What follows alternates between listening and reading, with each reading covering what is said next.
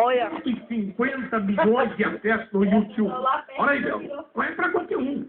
Fora de Ela não levou, não. Olha aí. Fico porque ficou andando, foi? Foi. Bastante, bastante. Você quer que eu faça com você também? YouTube! Então vamos.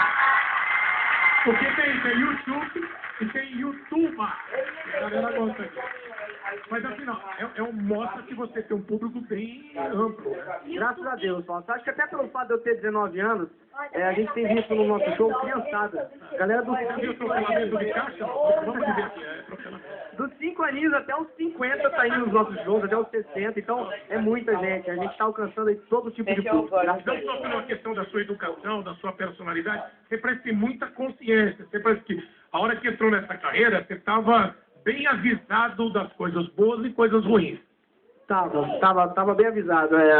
Antes, quando eu decidi que eu queria isso pra mim, na verdade, desde os 3 aninhos de idade que eu canto, que eu gosto de cantar. E com 14 anos eu decidi, não, eu quero subir em palco, eu quero cantar pra aquele monte de gente que eu vejo na TV. E graças a Deus tem sido assim. Olha aí, então, galera, pra você agora, eu quero que é bom, sucesso especialmente dessa fera que é o garoto propaganda da festa do peão do